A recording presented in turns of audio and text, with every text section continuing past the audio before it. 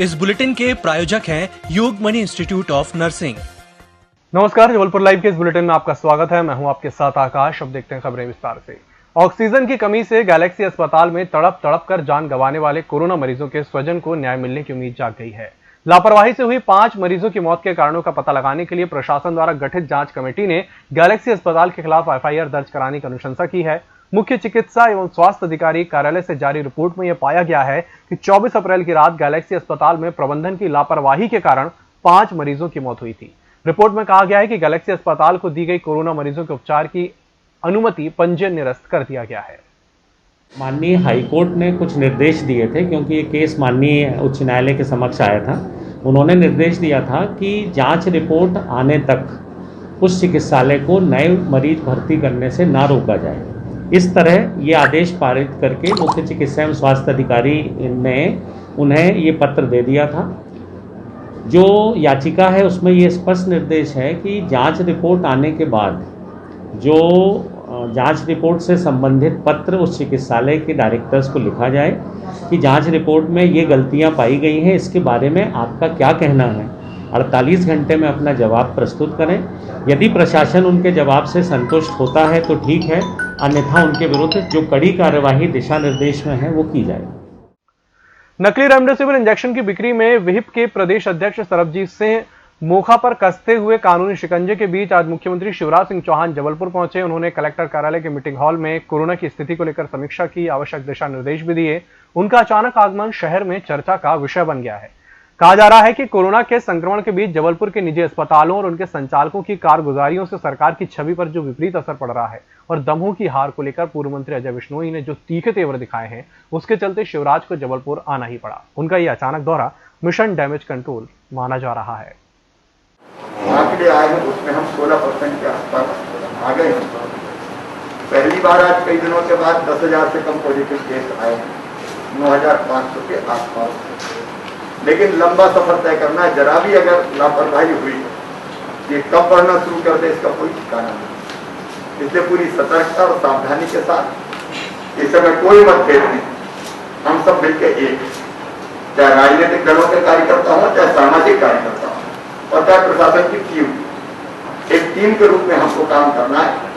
और मेरे मन में आप सबके साथ मिलकर एक ही जुनून है, कैसे भी इसको नियंत्रित करके मध्य प्रदेश के हम खत्म करने की दिशा में कदम उठाएं। हमारे जबलपुर जिले के गांव कोरोना मुक्त बने, वार्ड कोरोना मुक्त बने और धीरे धीरे जबलपुर को भी हम कोरोना मुक्त करें। और जो पीड़ित और प्रभावित जनता है उसको बेहतर व्यवस्थाएं कैसे दे पाए। जबलपुर में पुलिस कर्मियों द्वारा प्लाज्मा डोनेट करने का सिलसिला लगातार जारी है। रविवार को एक बार फिर 3 पुलिस कर्मियों ने जरूरतमंद मरीजों को प्लाज्मा डोनेट किया। जीवनी नगर थाने में पदस्थ पुलिस आरक्षक नीरज डोंगरे ने मार्बल सिटी हॉस्पिटल में भर्ती महिला आरक्षक को और महिला आरक्षक वर्षा पटेल ने लाइफ मेडिसिटी हॉस्पिटल में भर्ती 40 वर्षीय पुरुष को प्लाज्मा दिया। वहीं मदन महल थाने में पदस्थ उप निरीक्षक रजनीश मिश्रा ने अनंत हॉस्पिटल में इलाजरत 32 वर्षीय युवक को प्लाज्मा देकर अपना फर्ज निभाया। सूचना प्राप्त हुई थी कि 2 निजी अस्पतालों में 2 कोरोना पेशेंट है, एक कटनी के और एक कहीं बाहर के हैं, जिन्हें चिकित्सक के द्वारा प्लाज्मा थेरेपी के लिए सजेस्ट करने पर उनके परिजनों को प्लाज्मा की ज़रूरत है करके जब ऐसा पता चला तो वरिष्ठ अधिकारीगण के मार्गदर्शन में, चूँकि हमारे यहाँ लास्ट टाइम कोरोना पॉजिटिव हुए थे महिला आरक्षक वर्षा पटेल है जिनका और नीरज डोंगरे जिनका ब्लड ग्रुप मैच हो रहा था, तो इनके द्वारा प्लाज्मा डोनेट किया गया। और यह एक बहुत ही अच्छा कार्य है जो एक तरह से मानवता की मिसाल पेश की गई है।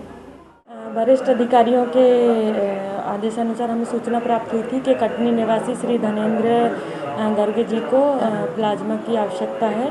जो वरिष्ठ अधिकारियों के मार्गदर्शन अनुसार मैंने प्लाज्मा टेस्ट कराया, जो मेरी एंटीबॉडी और प्लाज्मा उनसे मैच हुआ। जो अधिकारियों के आदेशानुसार मैंने प्लाज्मा डोनेट किया है और मैं सभी शहरवासियों से अनुरोध करती हूँ कि आवश्यकता पड़ने पर प्लाज्मा डोनेट करें और किसी भी व्यक्ति की जान बचाएं। जबलपुर में एक के बाद एक कोरोना से संबंधित आवश्यक दवाइयों और वस्तुओं की कालाबाजारी के मामले सामने आ रहे हैं। गत शाम ऑक्सीजन सिलेंडर की कालाबाजारी करने वाले 2 आरोपी गिरफ्तार हुए हैं। दोनों के पास से 2 ऑक्सीजन सिलेंडर भी मिले हैं, जिन्हें एक मरीज के परिजन को 20-20 हजार रुपए में बेचने जा रहा था। ओमती थाना पुलिस और क्राइम ब्रांच द्वारा की गई कार्रवाई में दोनों आरोपी संजय बारी और दुर्गेश राव जहां हिरासत में लिए गए हैं, वहीं उनके कब्जे से दोनों ऑक्सीजन सिलेंडर भी कब्जे में ले लिए गए हैं। हाँ, इसमें एंड्रूज जो आवेदक है उसने बताया कि उसकी जो माह 18 अप्रैल को भर्ती हुई थी, और उसको ऑक्सीजन की आवश्यकता थी, तो इसने जो है संजय बारी से बात किया। संजय बारी ने जो है 20,000 रुपये में सिलेंडर देने की बात किया था उसको। जब इसकी माँ को ऑक्सीजन लगा तो उसकी माँ जो है कुछ समय बाद एक्सपायर कर गई। आज फिर इन लोगों को ऑक्सीजन सिलेंडर की आवश्यकता थी 2 लोगों के लिए, तो इनने 2 सिलेंडर मंगाए जिसकी कीमत उसने 40,000 रुपये लगाया था और आज ला करके डिलीवर कर रहे थे। उसी समय जो है क्राइम ब्रांच की टीम और हमारी टीम ने जो है संयुक्त कार्रवाई करते हुए इनको पकड़ा है। इसके FIR कर रहे हैं और दोनों सिलेंडर जब्त कर रहे हैं। कहाँ से पकड़ा भैया?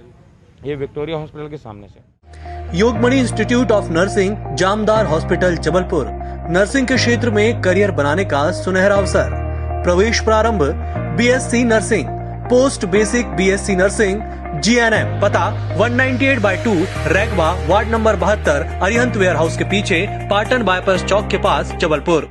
कोरोना संक्रमण काल के बीच मानेगांव के क्षेत्रवासियों को इस भीषण गर्मी में बूंद बूंद पानी को तरसना पड़ रहा है। एक तरफ कोरोना संक्रमण के चलते लॉकडाउन, दूसरी तरफ पानी की समस्या से जूझ रहे क्षेत्रवासी। वहीं क्षेत्र की इस विकट समस्या को देखते हुए समाजसेवी सोनू दुबे द्वारा अपने टैंकर के माध्यम से विगत 1 माह से क्षेत्रवासियों को पानी पहुंचाने का काम किया जा रहा है। इसी क्रम में मानेगांव के विभिन्न क्षेत्रों में सोनू दुबे द्वारा टैंकर के माध्यम से पानी पहुंचाया गया। भाई हम लोगों के पास कोई सरकारी पैसा तो है नहीं खजाने का, हम लोगों के पास सहयोग से भाई जो भी हम लोगों की निजी वहन हम लोग कर पाते हैं वो हम लोग करते हैं। पिछले वर्ष भी हम लोगों ने लगभग 2-2.5 महीने पानी के टैंकर चलाए। इस वर्ष भी 1 महीने से लगातार मानेगांव और रांची के जिन भी क्षेत्रों में मजदूर बस्तियों में पानी की समस्या आती है वहाँ हम लोग पानी के टैंकर भेजते हैं और आगे भी प्रयास हम लोगों का जारी रहेगा। लेकिन फिर भी नगर निगम को या सरकार को इस विषय में ध्यान देना चाहिए कि कहाँ स्थिति क्या है। लोग पानी के लिए परेशान हैं, लोग खाने के लिए परेशान हैं, लोग अपनी समस्याओं के लिए परेशान हैं। इसके लिए कोई जिम्मेदार ना जनप्रतिनिधि हमारे रांची क्षेत्र में दिख रहे हैं और ना ही कोई अधिकारी की जो इस समस्या का सुध ले सके जनता के बीच से। जनता कोरोना कर्फ्यू में वैसे तो बाजार और दुकानें पूरी तरह से बंद रखी गई हैं। इसके अलावा शनिवार और रविवार को दूध दवाई को छोड़कर सब कुछ बंद रखने के आदेश कलेक्टर कर्मवीर शर्मा ने दिए थे। लॉकडाउन का असर भी गत सुबह से देखने को मिला। दुकानें और बाजार तो बंद ही थे, मंडी में भी सन्नाटा रहा। चौराहों के साथ ही मुख्य मार्गों में भी आवाजाही रोकने को बैरिकेड्स लगाए गए थे। पुलिस ने भी सख्ती बरती और बेवजह घूमने वालों पर कार्रवाई करते हुए जुर्माना भी वसूला।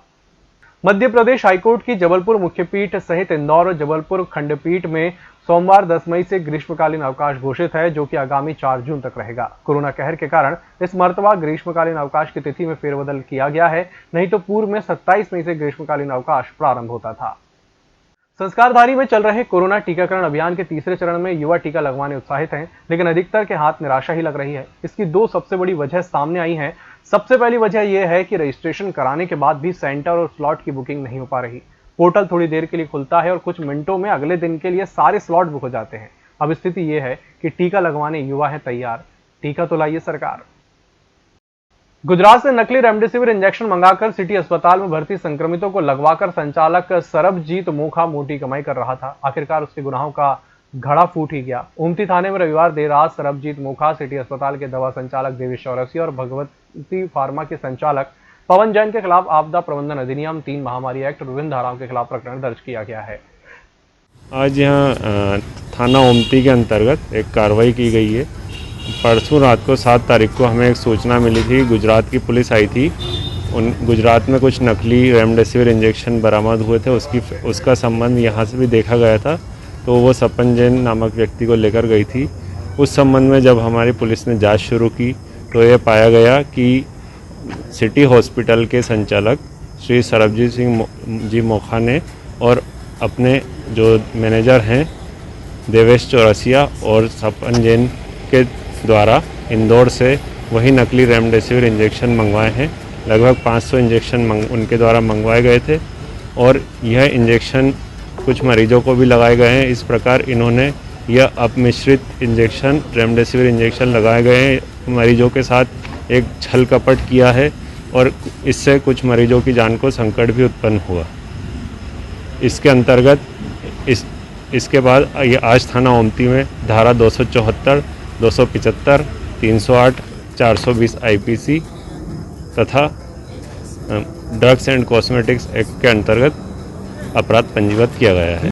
जिला अस्पताल विक्टोरिया में आज कोरोना पॉजिटिव मरीज अजय दाहिया की उपचार के दौरान मौत हो गई। अजय दाहिया की मौत को लेकर परिजनों ने आरोप लगाया है कि अजय को रेमडेसिविर इंजेक्शन लगाया गया, इसके बाद ही उसकी मौत हो गई। इस घटना के बाद परिजनों का रो रो कर बुरा हाल है, जिन्होंने अस्पताल की व्यवस्थाओं को जमकर कोसा है। अजय दाहिया को तबियत खराब होने के कारण जिला अस्पताल विक्टोरिया में भर्ती कराया गया था। कोविड वार्ड में इलाजरत अजय की गत सुबह तबियत ज्यादा बिगड़ गई। ऑक्सीजन लेवल कम होने पर डॉक्टरों ने उसे रेमडेसिविर इंजेक्शन लगाया। इसके बाद अजय दाहिया की हालत ज्यादा बिगड़ी और उसकी मौत हो गई। जब भर्ती करते 79 ऑक्सीजन था और उसके बाद फिर अचानक से कोई सुनता ही नहीं था, डॉक्टर कोई भी नहीं सुन रहा था और रेमडेसिविर लगाया और रेमडेसिविर लगने के बाद ऐसी हालत हो गई है। कब रेमडेसिविर लगाया? ये अभी लगा आधे घंटे पहले जी, आधे घंटे पहले लगा। उसके बाद क्या हुआ? उसके बाद ऐसी कंडीशन हो गई है। उसके पहले आपने मुलाकात की थी उनसे? किनसे? आपके जो भाई साहब थे। हाँ, मैं मिला था उनसे। मिला था? हाँ, तो बच्चे सब कुछ ठीक था। 35% ऑक्सीजन सुबह से दिक्कत हो रही, तबीयत खराब उनको एडमिट करे, किसी डॉक्टर ने नहीं झाँका है। सब कहते कि इंजेक्शन ले रहे हैं, ये सारी सुविधा, कोई सुविधा नहीं, थूकने तक के लिए डिब्बा मांगना पड़ रहा है। इतना गंदे हॉस्पिटल है, एक सफाई कर्मचारी नहीं है, कुछ भी नहीं है यहाँ पर। मरीज ठीक होकर भी आ रहा है तो और यहाँ से तबीयत खराब हो रही है, कोई मतलब नहीं। जैसा भी लगाया भैया बोलना बंद कर दिया मेरा, मतलब आज ही लगाया? जब कलेक्टर साइन करेगी तब ये लोग इंजेक्शन ठोसेंगे, जब तक इंसान मर जाए। इस बुलेटिन में फिलहाल इतना ही। इसी के साथ मुझे दीजिए इजाजत और देखते रहिए एमएस टीवी। नमस्कार।